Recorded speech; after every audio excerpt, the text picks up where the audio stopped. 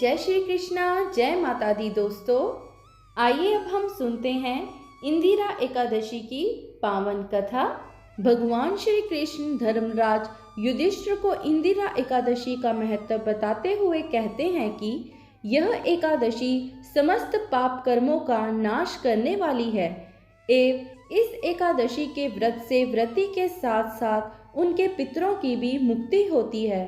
हे राजन, इंदिरा एकादशी की जो कथा मैं तुम्हें सुनाने जा रहा हूँ, इसके पढ़ने या सुनने मात्र से मनुष्य सब पापों से छूट जाते हैं और सब प्रकार के भोगों को भोगकर वैकुंठ को प्राप्त होते हैं। आगे कथा को शुरू करते हुए भगवान श्री कृष्ण जी कहते हैं, बात सतयुग की है। महिष्मती नाम की एक नगरी में इंद्रसेन नाम का एक प्रतापी राजा धर्म पूर्वक अपनी प्रजा का पालन करते हुए शासन करता था। वह राजा पुत्र पौत्र और धन आदि से संपन्न और भगवान विष्णु जी का परम भक्त था। एक दिन जब राजा सुखपूर्वक अपनी सभा में बैठा था तो आकाश मार्ग से महर्षि नारद उतरकर उसी सभा में आए। राजा उन्हें देखते ही हाथ जोड़कर खड़ा हो गया और विधि पूर्वक पूजन करके उन्हें आसन पर बिठाया।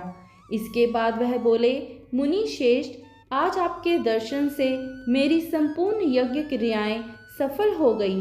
देव ऋषि अपने आगमन का कारण बताकर मुझ पर कृपा करें।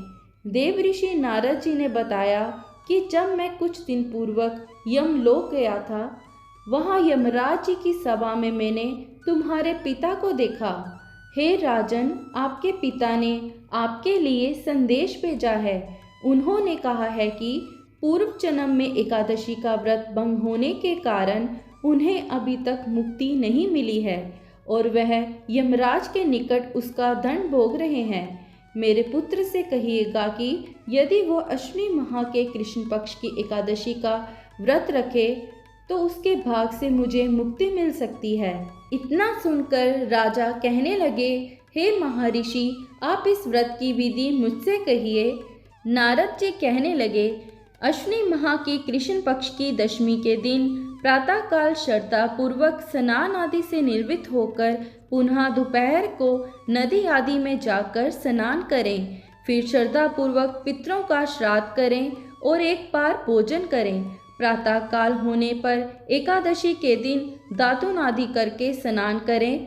फिर व्रत के नियमों को भक्ति पूर्वक ग्रहण करते हुए प्रतिज्ञा करें कि मैं आज संपूर्ण भोगों को त्याग कर निराहार एकादशी का व्रत करूंगा। इस प्रकार नियम पूर्वक शालिग्राम की मूर्ति के आगे विधि पूर्वक श्राद्ध करके योग्य ब्राह्मणों को फलाहार का भोजन कराएं और दक्षिणा दें। इसी के साथ ही धूप, दीप, गंध, पुष्प, नैवेद्य आदि सब सामग्री से भगवान का पूजन करें। रात में भगवान के निकट जागरण करें। इसके पश्चात द्वादशी के दिन प्रातः काल होने पर भगवान का पूजन करके ब्राह्मणों को भोजन कराएं और इस तरह अपने व्रत का पारण करें। नारद जी कहने लगे कि हे राजन, इस विधि से यदि तुम आलस्य रहित होकर इस एकादशी का व्रत करोगे तो तुम्हारे पिता अवश्य ही स्वर्ग लोक को जाएंगे। इतना कहकर नारद जी अंतर्ध्यान हो गए। नारद जी के कथनानुसार राजा ने अपने परिवार सहित इंदिरा एकादशी व्रत किया। व्रत के पुण्य से उनके पिता को मोक्ष की प्राप्ति हुई और वह वैकुंठ धाम को गए। राजा इंद्रसेन ने भी एकादशी के व्रत के प्रभाव से निष्कंटक राज्य किया और अंत में उन्हें भी वैकुंठ धाम की प्राप्ति हुई। यहीं पर इंदिरा एकादशी व्रत कथा समाप्त हुई। जय श्री कृष्णा, जय जय राधे।